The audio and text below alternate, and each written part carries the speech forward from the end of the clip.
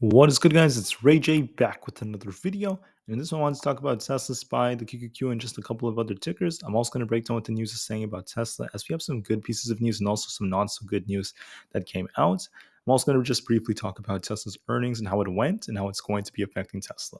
But before I begin to delve all this information, before I get into any more details, let me just mention a couple of things. I am personally not a financial planner, so take nothing I say as financial advice. And also, if you guys can, please check out the Webull link, which is down below and in the description. If you sign up for Webull, the link down below, and deposit any amount of money into the account, you're guaranteed up to 12 free stocks. This offer ends in just 12 days, so check it out before they run out.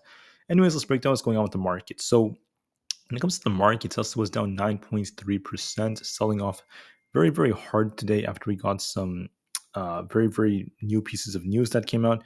We got some news about Tesla's earnings, which ended up being a miss. They missed on EPS and revenue. Their operating profits and operating margins ended up being worse than expected. And we ended up seeing more and more signs of contraction with those margins. On top of that, there was more fear that was incited by Elon Musk, which I will talk about very briefly today. And this all caused Tesla to sell off quite aggressively. So I want to break down the news first and what's happening with the earnings for Tesla just very, very briefly before I break down the charts. So, as a reminder, we had Jerome Powell speaking today, and we don't really have too much coming on tomorrow. We just have two Fed speakers and some oil data. But for today, we already had Jerome Powell giving a speech, and he basically said a couple of things. So, inflation is still too high, and lower economic growth is likely needed to bring it down. So, he did say that, and this caused the market to slow down a bit. There are also other factors such as the 10-year Treasury yield continuing to soar amidst the current global circumstances, and other factors like that. Now, when it comes to news affecting Tesla, we have some good news. Let's just start off with the good news. The good news is Toyota has signed a deal with Tesla for the NACS supercharger access. So this is good news for them. This could help Tesla try to rebound just a tiny bit. However, I don't think Tesla's going to just turn super green and start pumping. I think that Tesla has more downside coming very soon, and the stock market may lead to Tesla selling off even more. So I do believe there's more potential downside for Tesla. I'm going to break down the levels in just a couple of minutes. But from a fundamental standpoint, this is still some great news because Tesla is going to get more control over the supercharger network. We're going to see more and more of these EVs joining in, which is going to bring in more revenue for Tesla. Now, we saw Chinese tickers drop after Tesla had their earnings that were disappointing in many people's opinions. And going forward, there are many articles blaming Elon Musk for it. So I just want to talk about this very, very briefly about how it went. So, what did Elon Musk have to do with this? Let's just start off with some numbers. Basically, Tesla had their EPS and revenue reported, and they ended up not doing the best. They missed on EPS; it was only 66 cents a share versus like 73 cents expected, and revenue was 23 billion versus 24 billion, which was expected. So they missed on EPS and revenue. And their profits are down quite a bit relative to the previous quarter, and Tesla did not do well on that part. Now, on top of that, despite missing, we had a lot of things said by Elon Musk.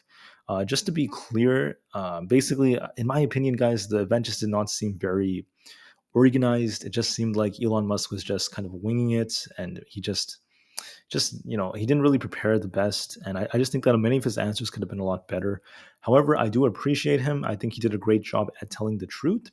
Basically, Elon Musk went during the meeting and he said that we shouldn't become way too hyped about the Cybertruck because the Cybertruck is not going to be profitable for Tesla for the first 12 to 18 months. He said it may take a very long time for anything like that to happen, and that's going to be a big liability for Tesla. Now, he could have said something such as, it was very hard for Tesla in the past, even though, the Cybertruck is not going to be an asset from the get-go. Tesla's going to work very hard and it's going to become very profitable for Tesla. It's going to be amazing for them. They're going to work hard to make it happen. And he should have said something like that to just try to be more optimistic. But the truth is, he also told the truth, and that is, yes, the Cybertruck is not going to be an asset in the very beginning. So, it goes both ways. I mean, he could have been way more optimistic. He could have given different answers, but at the same time, he was being truthful. Maybe he took like a harder tone when doing so, but it is what it is, right? I mean, at least he told the truth, and I do appreciate Elon for that.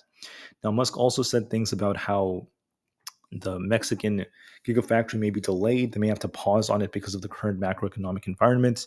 And what concerned some investors was Musk started talking about the interest rates that are way too hot for Tesla's likings. He mentioned that Tesla is struggling big time because of them, and they may have to continue to cut prices again to meet their overall goals. And he mentioned that, it reminded him of 2009, which is when he went on a rant about how this really hurt the company. And he started talking about how the hardships from the rates are going to lead to less demand. It's hurting consumers' lives. He started talking about credit card debt and things like that. So he went on a rant about the current macroeconomic environment. Instead, I mean, it's fine that he said those things, but I just think that it's good he's telling the truth, but I just think that he should have talked more about Tesla's plan to overcome these issues. That's just my honest view. What will Tesla do as a result of this? Really just let this slow them down? Or will Tesla just continue to maintain a very, very good plan to keep their numbers decent? So with margins slowing down for Tesla, with Tesla, losing some profitability and more potential price cuts for the FSD and their cars, this led to concerns amongst investors. So with all the negative news from Elon Musk, I would say that the long term is still very bright because he said some very positive things about AI. But the short term, this was quite bearish news, and this led to a massive sell off. Tesla was down 9.3%. How does it look?